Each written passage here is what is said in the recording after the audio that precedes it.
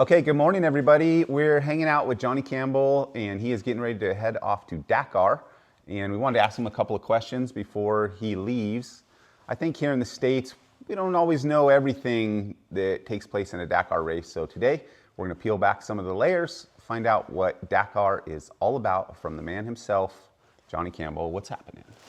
Hey, Dan. Yeah, thanks for coming down to the shop. And it's always fun to hang out, and especially right before Dakar, because there's a lot of excitement going on, a lot of energy before we leave, and nerves, and even like I'm waking up now, like getting closer to leaving. It's kind of like, okay, we're about to go. So your body's telling you it's about to be on. Yeah, gate's about to drop. Gate's about to drop. Well, we're going to ask Johnny a couple questions just to kind of answer some questions that are probably in people's minds out there about what a Dakar race is like. And he just brought up one, and that's the gate is about to drop. But in Dakar, it doesn't start with the gate drop. It starts with like a procession, and then there's the official start. So break that down for us, if you would. Yeah, the Dakar is, there's a day of scrutineering, they call it. That we would call that tech and registration, Okay. over here in the off-road world. They call it scrutineering. It's a series of checks they go through with the bike, with your equipment. It's pretty involved. Takes a long time. It's not just like, you push through contingency and then you're done. It's like, no, it's like all day. And then what happens, you move on.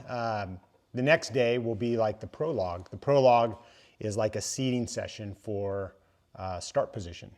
And that's pretty entertaining because it is still like a navigational. It is still part of the rally. So the time is part of the rally, but it's interesting how they do it. It's such a game because in these rallies, you don't necessarily want to start first.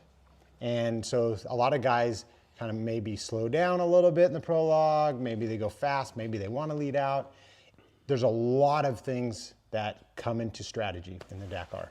So it's absolutely a chess match, and you're saying that the chess match starts not at scrutineering, but at prologue level, chess match is on. Yeah, of course. Of course, the competition is stacked, and so there's always, there's a lot of posturing before, Right. with the guys. They're a bunch of alpha, strong dudes, and they all want to win the Dakar. But yeah, the strategy starts with that prologue, and that'll seed you for the first stage, the first long stage, So it's very important. It's a really important, and it's also really important for the riders, mental strategy, mental being, and Right. stuff. Because a lot of this is a series of confidence matches, right? Yeah, absolutely. I mean, if, a lot of times the riders have a bad day on day one, and it's just like, oh man, I've lost so much time. But in reality, the race is 2 weeks, guys. It's a long ways. Yeah.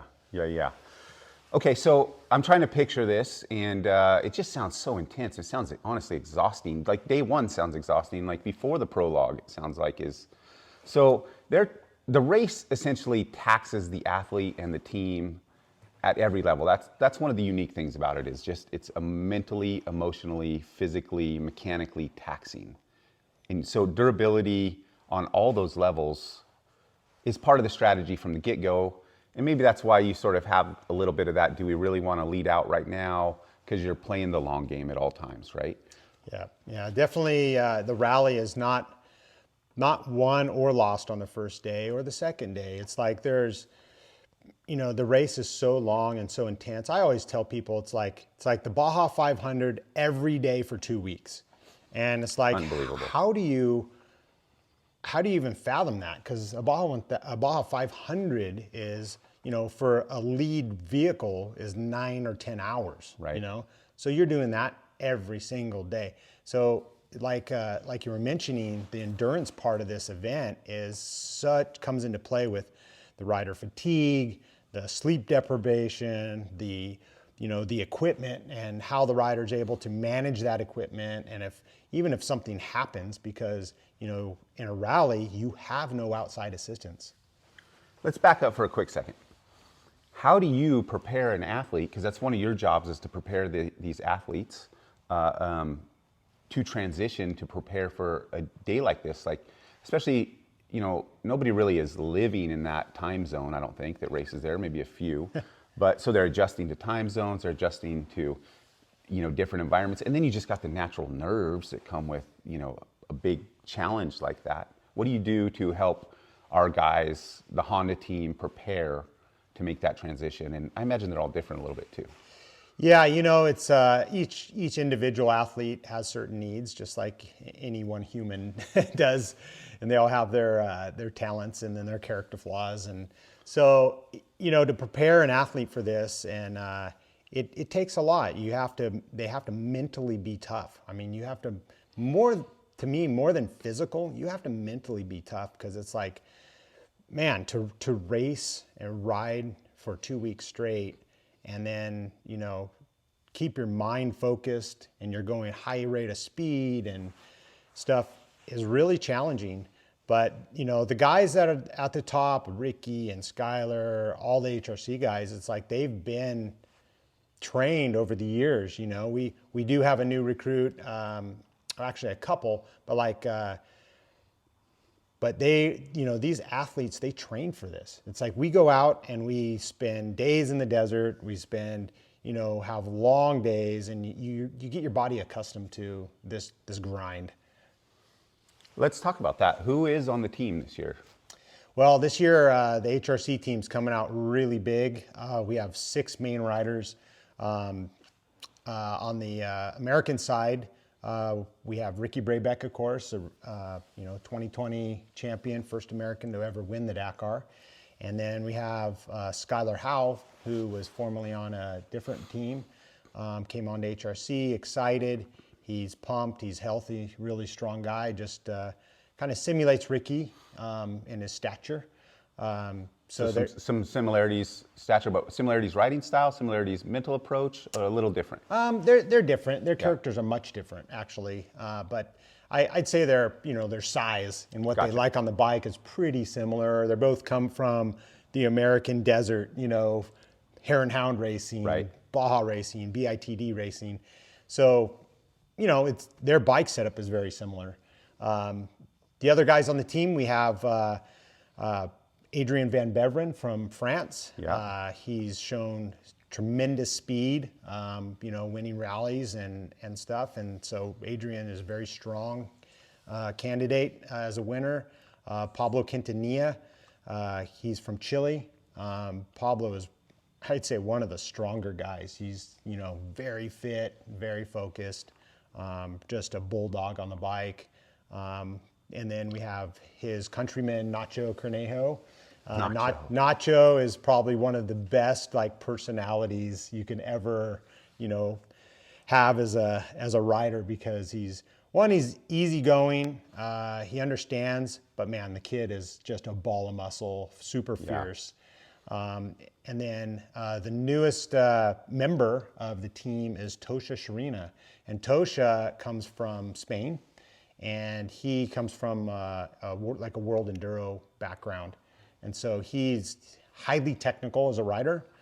This year it was his first year in the World Rallies, and he's shown tremendous speed, placing on the podium and getting really great finishes. And so I think we have 6 guys that could win this race, and it just takes being patient and how it plays out. I love it. I love that Honda is bringing such an incredible team. When these guys come back, like you're there, you're in the bivouac, which we need to explain what a bivouac is. And are they looking at you like, depending on their result, are they looking at you to kind of reinforce like, we're doing good?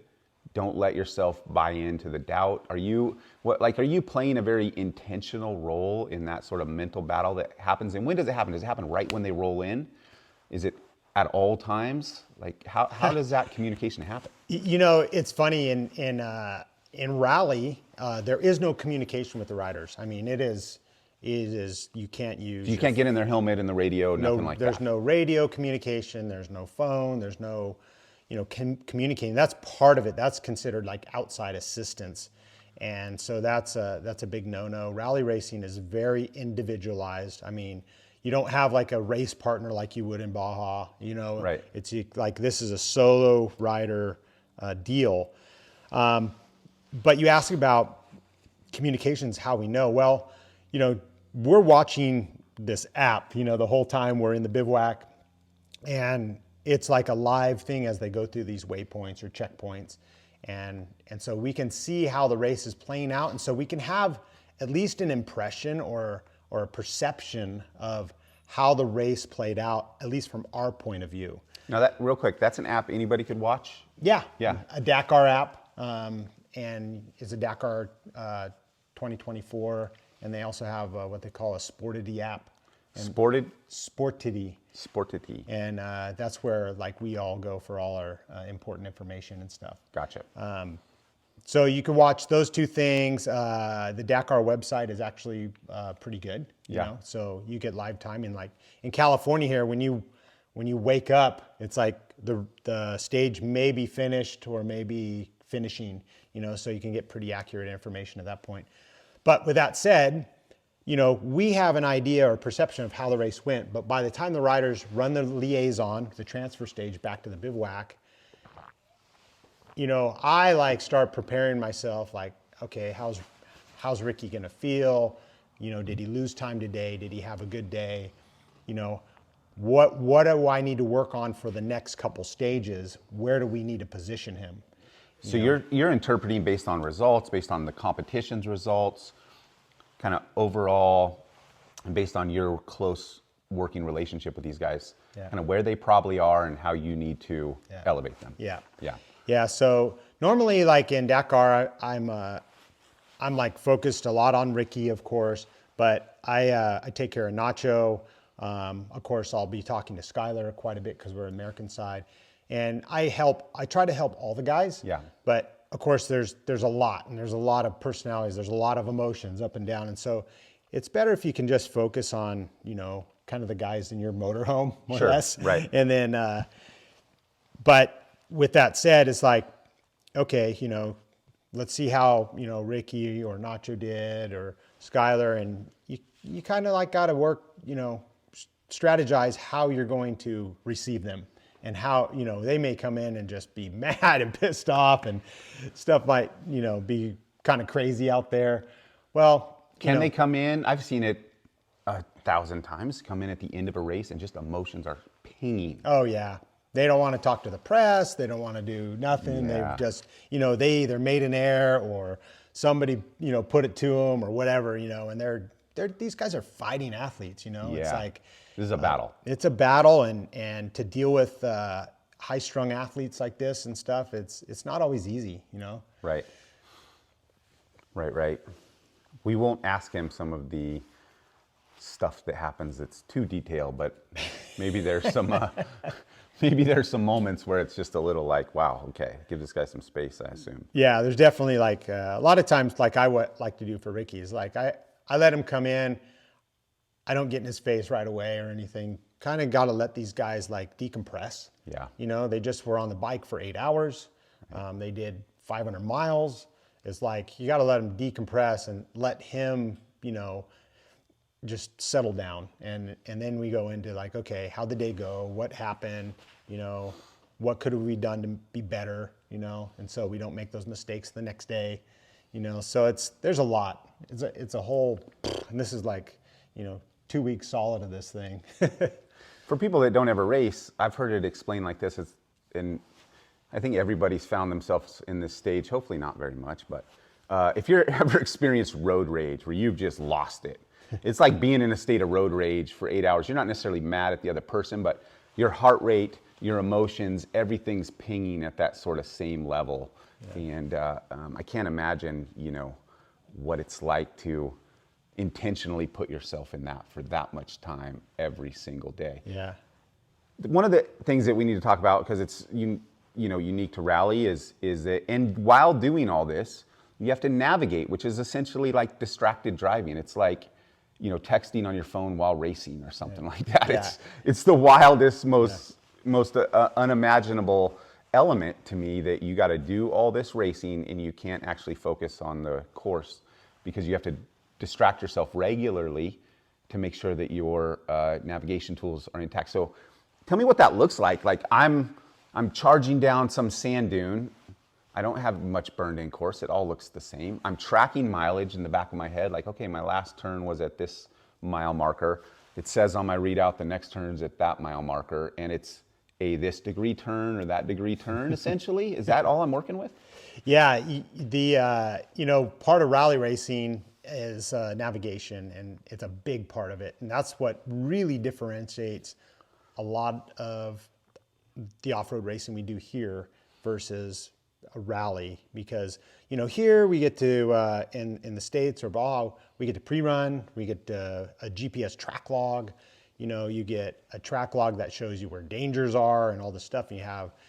But like on a bike, the biggest thing is like pre-running, right? Right. And so in rally, you don't have that. You don't know the course. You only know like where you're going to end up. You're going to go from this bivouac to this bivouac, or you're going to do a big loop back.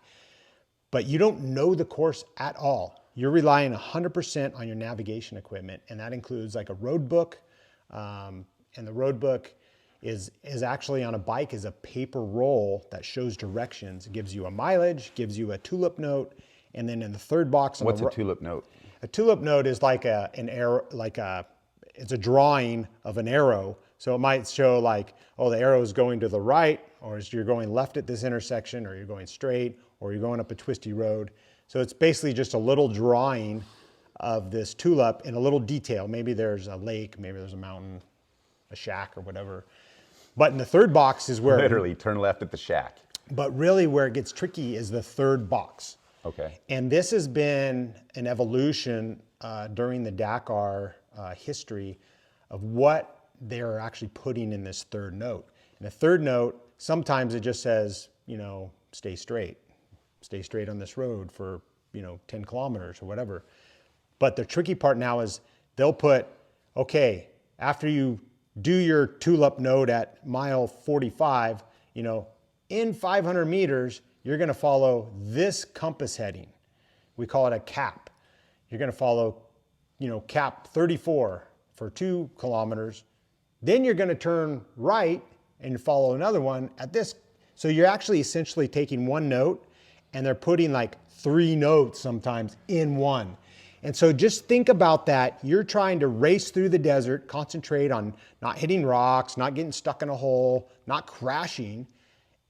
And you're having to go, I gotta kind of focus and memorize and look at where I'm going on this route and like make the right turn at the right time.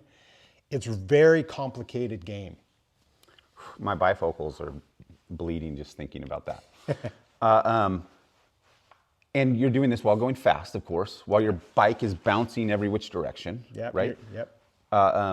Now, you don't get these notes when you show up. Like, here's your notes for the race. You get them like the night before, right? No, you actually get them the morning of. The morning of? Yeah. Okay, so now this is just me. I would be scanning through them and being like, I'm going to write a little special note to Ricky at halfway through that says, you got this, buddy. I believe in you or something. You ever do anything funny like that? Yeah, I mean, for sure. It's like if there's something that's going to be a trigger point for that rider's mental being and mental toughness, like, we'll write notes, we'll wish them, off and give them a prayer, do whatever it takes to, kind of get him focused. But in the road book, you don't have any time to actually write stuff down. They give it to you and you got 15 to 20 minutes to load that thing, and then your time's up and you're leaving. And they do that on purpose because teams would basically, turn that thing quickly into a GPS course or some.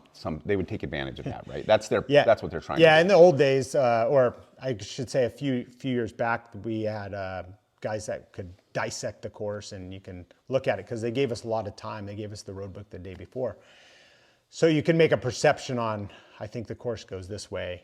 So it's kind of like pre-running from way above, Yeah, like a Google Maps pre-runner. But the way they do it now, when they hand you the road book in the morning right before the start line, is like you don't have time to do all that. So it actually makes it a lot more fair because the teams that didn't have that resource, ability, yeah. I think it's a lot better the way it is now. Just levels the playing field more. Yeah. Yeah, that's incredible. And one of the other interesting things that I found about this is that, from my perspective, is complicated, is that they're writing these notes in French.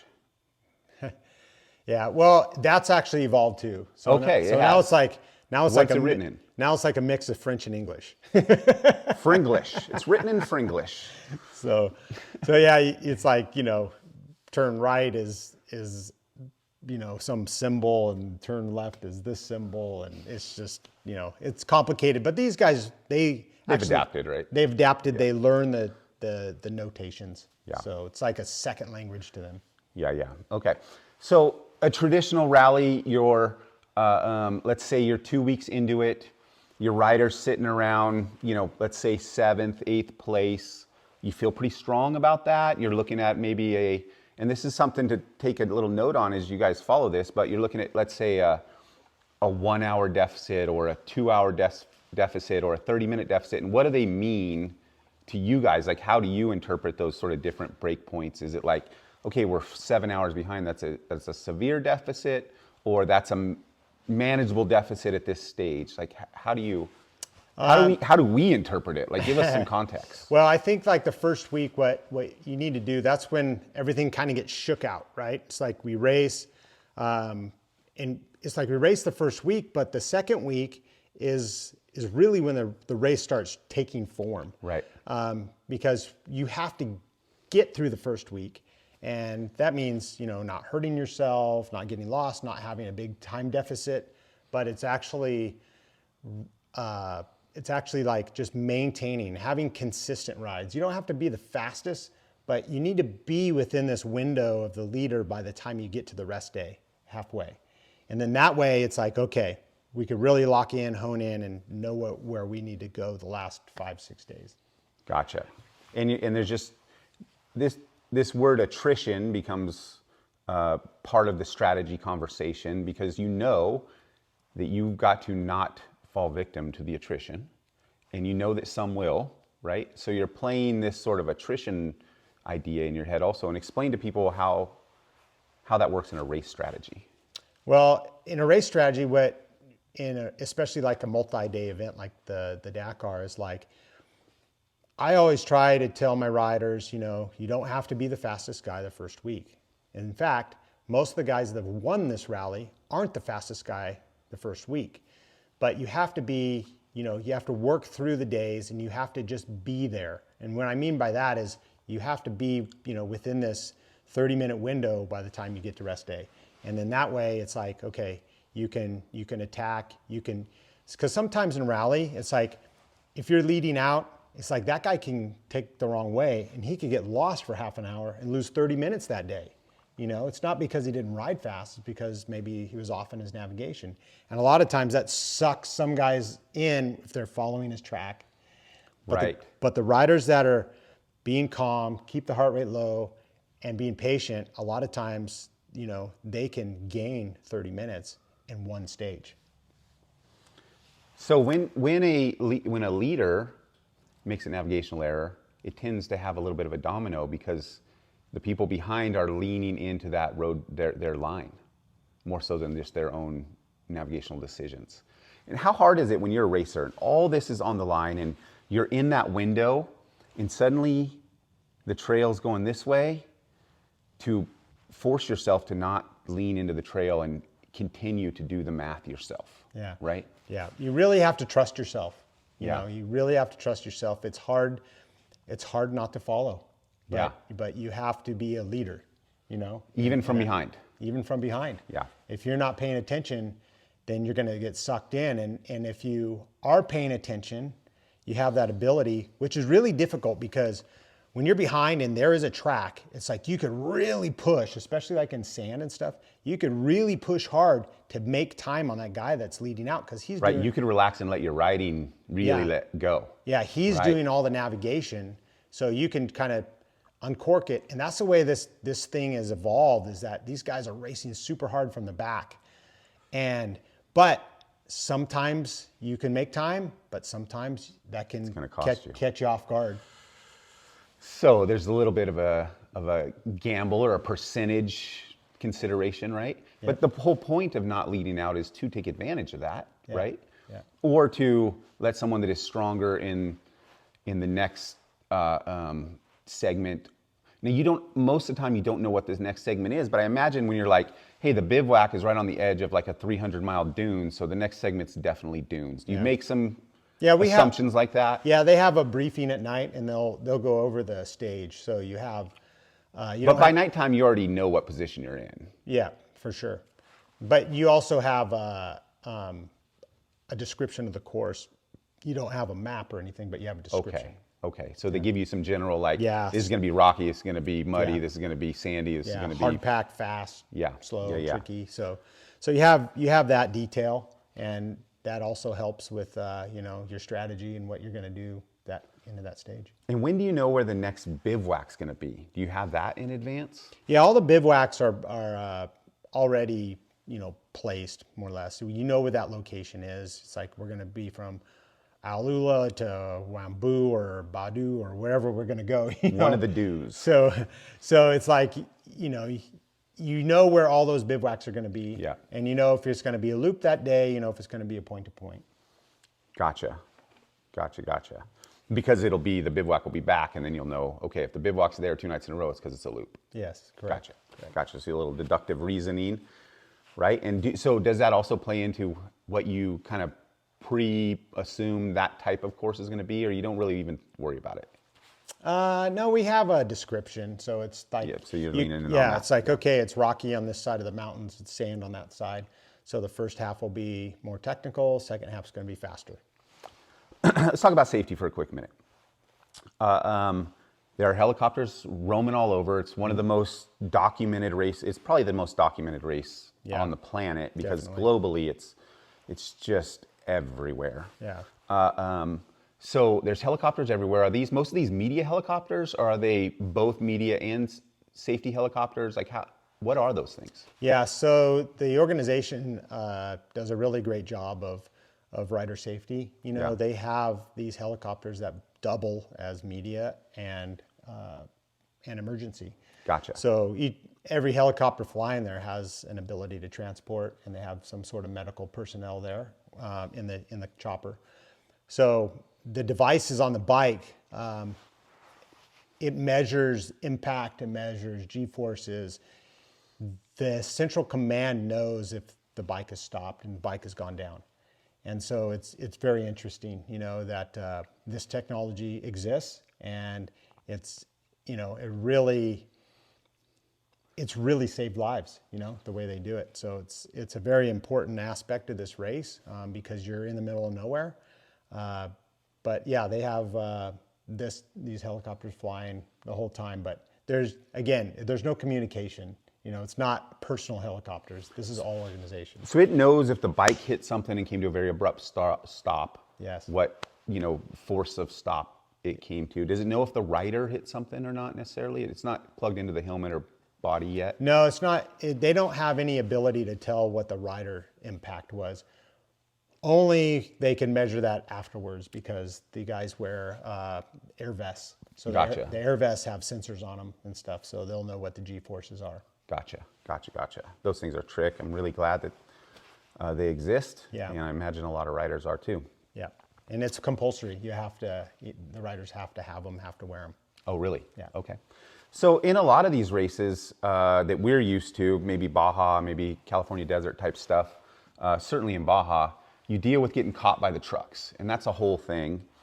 Are these bikes, and they have like dump trucks out there just getting crazy.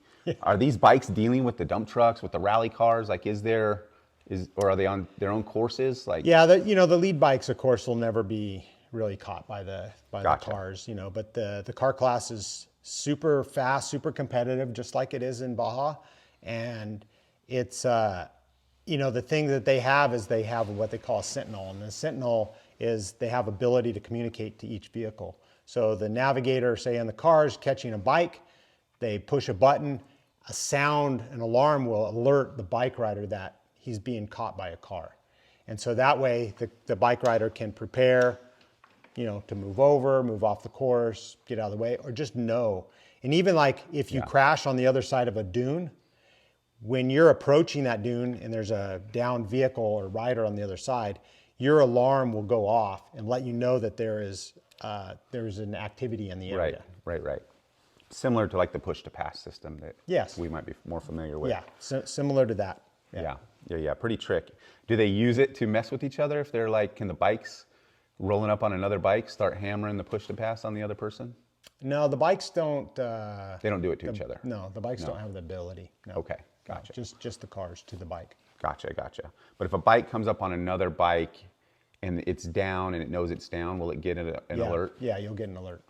One of the cool things about Dakar is that and I think this is in a lot of series nowadays, but is it they will, if you stop to lend assistance to a downed rider, that they will not hold that time against you. They have the ability to, and that's they do that in Dakar, correct? Yeah. They have the tracking device is pretty sophisticated, and so the ear track, knows when you stopped and immediately, and then how long you assisted the down rider before medical help arrived. So they'll give you that time back. So it's which is a fair fair deal to have. Yeah.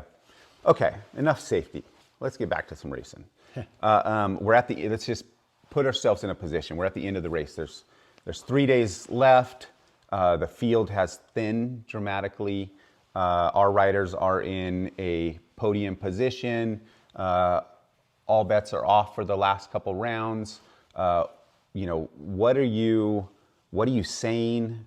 How are we focusing? What are the riders doing? Like, what's the strategy in that moment when you're like, okay, it's a brand new day. It's basically a drag race at this point. Like, now you get down on the bike and just absolutely go for it. Take all the risk. Take whatever you got to do. You have to go for it, but you also have to be cautious at the same time. It's because it's like, okay, here's a day that everybody's close, or maybe you got 3 guys that are close on time. You're coming down to the last few days. You got to go. I mean, you have no choice but to go and race, but you also have to pay attention, because that's the time when everybody's been out there for a week and a half. Everybody's tired. It's easy to make mistakes. You still have that adrenaline rush, but you have to pay attention, because those are the days that the rally is decided. It's like, this guy blew up his bike because he was pushing too hard, or this guy got lost because he wasn't paying attention. He was just trying to go too hard. And we see that almost happen every single year to somebody. Yep. Yeah. Yep. But it's because at that point, it's like you either go for it and win. It's very hard, I imagine, to just play the tortoise on the final leg, right? Yeah. And wait for the hare to fail. Yeah, because you have to, and you pay attention to the competition at that point. You pay attention to, like, hey, his bike's rattling. Hey, he's he has a broken toe. And so, but these guys are super tough. But it's like, you have to just keep your head in the game, and that's what I try to keep the riders focused on, what they need to do coming into the last few days. It's like, you say, hey, it's like, we have 3 more stages. You got to buckle down. You can't make mistakes, and you got to race. You got to stay on 2 wheels. Does like word spread through the bivouac? Like, hey, so and so from this team's, who's one of the competitors, was spotted limping or whatever pretty severely. Stuff like that. Does that? Oh yeah, there's drama going on like that. Yeah. There's information and bits and stuff, and but I guess on the other side of things, it's like, this type of racing is like, in no other type of endurance event like this, is like, they have physio guys and physicians and stuff like all around. Yeah. So it's like, those guys are getting taken care of, like A+ top, Right. Stuff that we didn't like even think about, like in Baja.